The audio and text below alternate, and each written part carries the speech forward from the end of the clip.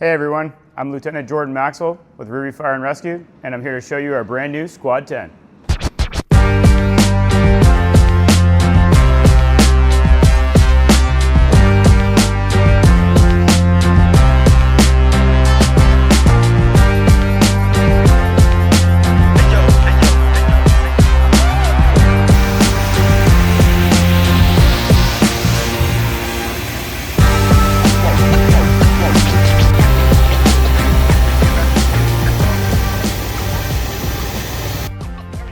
So here at Riverview Fire and Rescue, we service a 200 square kilometer area, servicing 25,000 residents and doing about 2,000 calls a year for service, covering everything from fire, medical, and rescue. So we're going to give you a tour today of our brand new apparatus, Squad 10, which is a 2025 E1 Typhoon rescue pumper. Inside the truck, this is the driver's compartment. Obviously we have the switches up here for the driver to control the lights, siren, and the other things he needs. And the cab has seating for 6 firefighters. We'll move into the back of the cab here. This is where the firefighters sit. We have 6 seats with our air packs, our SCBAs built in.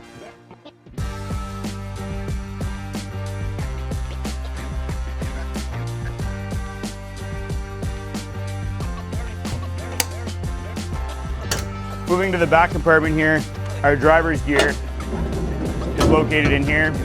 So our driver has his own SCBA.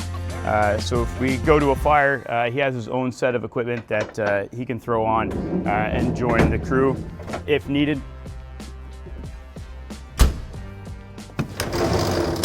This compartment here has our traffic cones in it to control traffic. These are on a slide out tray, so we can access them easily. Up above, we have room for a Stokes basket for our tech rescues, backboard and scoop stretcher for medical calls, and we have our pipe poles here that go off either side. So this 2025 E1 Typhoon is equipped with a 1,000 US gallon water tank and a 1,500 GPM capacity pump. The pump panel here is what we use to control the water from the tank to the firefighters on the end of the hose, and all of these levers will do so. On this pump panel, we have our lines without foam are backlit in blue, as you can see here, and then our lines that have firefighting capabilities with foam are backlit in red and lined in a straight line here. Simple and easy to read for the operator in the middle of the night. Our gauges, everything associated with our main intake valves, which are these right here, which is what we use to take water from a fire hydrant or a static source, comes through here, and they're all in line, so our engineer is not looking for things all over the pump panel. We have a garden hose hookup here with a heated capability for decontamination to reduce firefighter cancer rates. So we can hook a garden hose to this and clean ourselves off at the end of a fire. Moving to the next compartment, this is our driver operator's compartment. So everything he needs for the pump panel is located in here in our tool board. So adapters, couplings, everything else is located in here. We have 2 lengths of 2.5 hose that we can use for water supply or extra hose. Up here we have spare bottles. So when firefighters go through their air that's on their back and they need a bottle change, we have spare bottles in here. In this compartment here, we have a tilt-down slide-out tray that has our RIP pack on it to rescue downed firefighters. Down here, this is our high-rise gear that we use for buildings that are higher than 4 stories. We'll bring this gear into those buildings and connect them to the standpipes. Moving to the rear compartment, we have our saw compartment here. So these we use for ventilation or access if we need them. And underneath of here, we have our positive pressure fan that we'll use to blow smoke or other fumes out of a building. Coming around to the back of the apparatus, we have access to the top coffin compartment areas where we have our tech rescue gear. We'll take a trip up there later. We have our hose bed here, so we have our high vol hose that we connect to the hydrants so we can get water into the truck in our hydrant area. And then we have our attack lines are down here, and these lines are all pre-connected 200 feet with foam. Our ladders come out of the ladder tunnel in the rear, so we have a 24-foot extension ladder and a 14-foot roof with our pike poles down below. This compartment here has our 10,000-pound rated winch that we can access on all 4 sides of the apparatus, front, rear, and both sides. It's portable, and we'll move it and connect it, and it's powered. We can use it for all sorts of different things.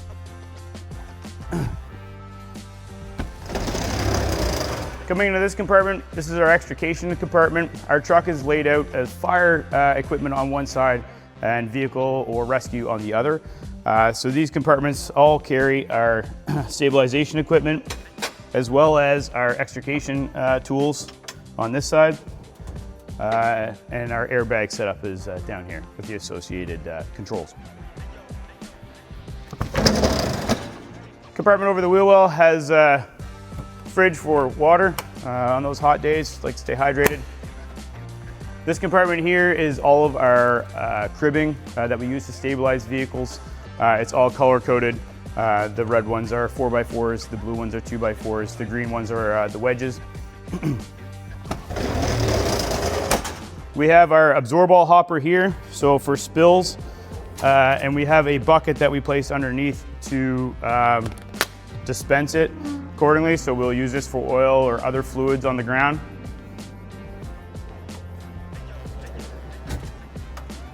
We have simple tool boards and little ladders to access some tighter areas in homes, attics being one of them. And this compartment here carries all of our battery-powered Milwaukee tools, so we can get anybody out of anything if we need to, or take our tools distal from the truck without having to run a generator. It's all battery-powered. So the firefighter that's known as a can man sits right here. His tools are located right here, so he has his pressurized water and his pipe pole available to him as soon as he gets out of the apparatus. We are the only fire department east of Winnipeg that provides paramedic level care. So this compartment was specifically built for the paramedic equipment that we carry. So this tray is able to slide out and has everything we need on it. So our medications and everything sit in here, and we have our LifePack defibrillator right here. And then this is more of a trauma-focused bag that we'll use on car accidents or other rescue situations. Moving back into the cab, the other side here, more seating for firefighters and access to equipment down below. And then moving into the front seat here, this is where the officer sits. We have our laptop up here, so we have a hydrant map of the town and a map of where we're going, as well as our thermal imaging camera is mounted on the doghouse. This truck is equipped with a Firecom headset system, so everybody is wearing a headset for communication purposes.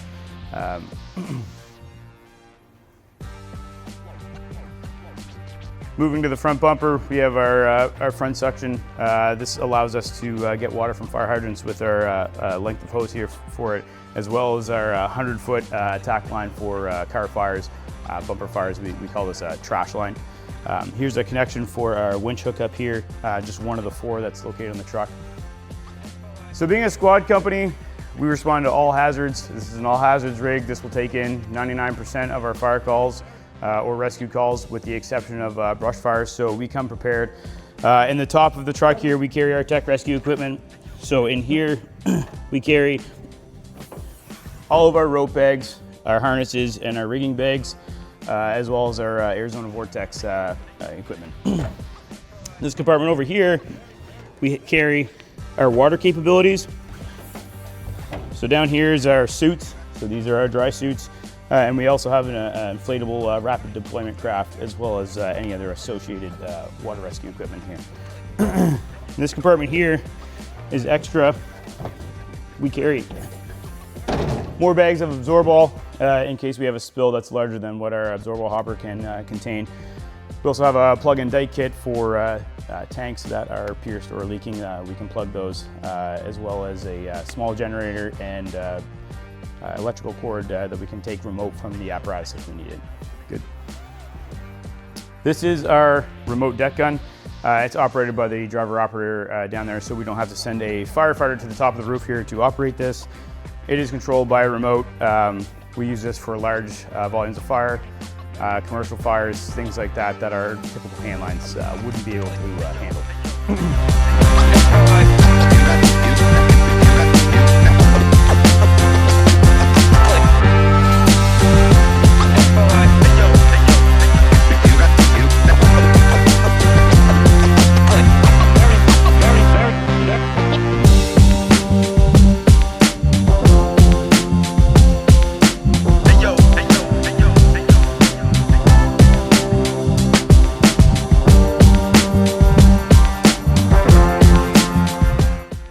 So I'd like to thank you guys for coming for a walk around of our brand new Squad 10. I'm going to pass it off to firefighter paramedic Caleb Morton to take you through our Tanker 13.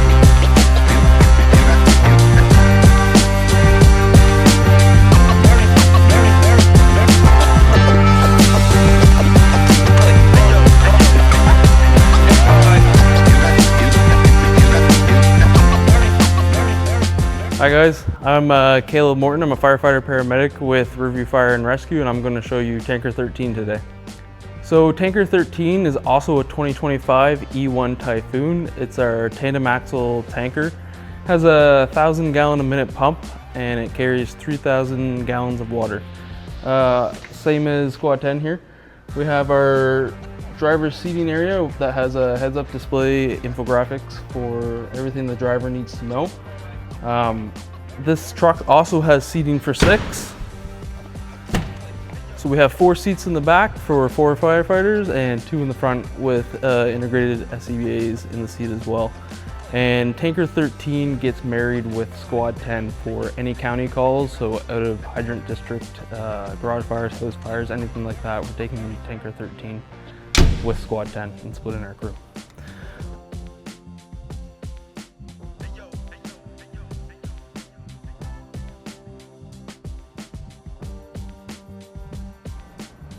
So as I mentioned before, Tanker 13 was not designed to be a first due engine. It's married with the Squad. So really we still have firefighting capabilities, but it's limited in its capabilities. We still have 3 crosslays. We have 2 inch and 3/4 and 1 2.5. Right here is our main intake, as well as 2 non-foam discharges. This compartment here, set up the same as Squad 10. Has all of our valves, intakes, discharges, and everything that the engineer is going to need to pump water on the scene of a fire. There's very limited tools on Tanker 13. This is set up more for the driver. We have our low-level strainer, adapters, fittings, as well as an SCBA pack for our driver. We have a 35-foot pony length of 5-inch and a 50-foot length of 5-inch as well, and a 50-foot length of 2.5. And basically why we set that up is because when we get to the scene of a fire, the first action that Tanker 13 is going to do is set up a nurse for Squad 10 instead of dropping its porta tank. So if we come back here, we just have bottles and the typical torpedo tubes above the wheel wells. And as we continue to figure out where tools kind of need to go, we have 1 set of irons in this compartment here.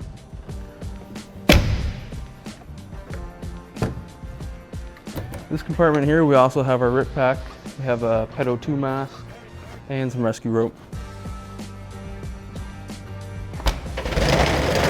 In this compartment, we have our portable pump, some extra fuel, and our cans if ever needed. Up above, you'll see our porta tank here. It's a 3,000 gallon porta tank with 1 section of drafting hose. This is controlled from the pump panel. We have a switch that'll bring it down automatically.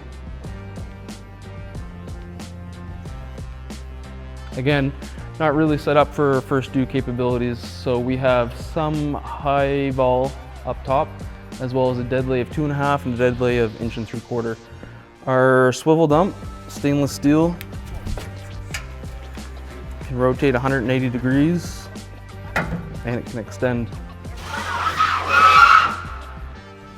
It's all manual operation. There's no switches or anything. So the driver has to stay back here and operate the dump handle.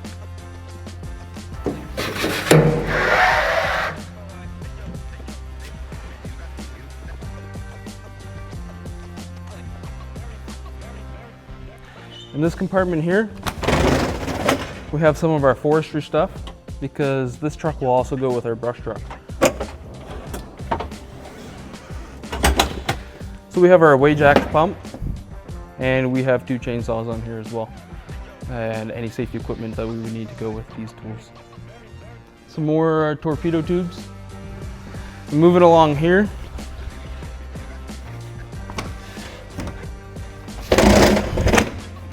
in this compartment, some pretty basic tools: lighting, leaf blower, extra forestry hose, as well as strainers for drafting. So on this side of tanker 13, we have 3 lengths of drafting hose. 2 of those lengths are for a portable pump that you saw on the other side, and 1 length is for tanker 13. Our squad doesn't carry any drafting hose, so it's all on tanker 13. So we have these custom brackets on the side of tanker 13 that'll marry with this attic ladder that we can take off.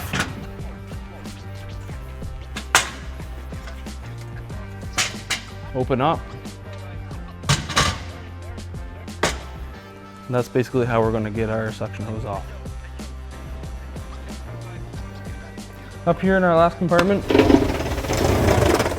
again with still room to grow on this truck, we have just a few basic tools: pylons, some absorball,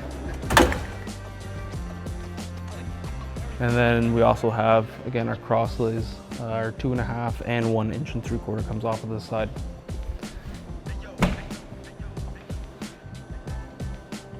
So that's tanker 13. So just want to thank you guys for coming along for the walk around of our 2 brand new trucks. Very happy to have them here. We're very lucky to have them, and we hope you like them. Thanks for coming.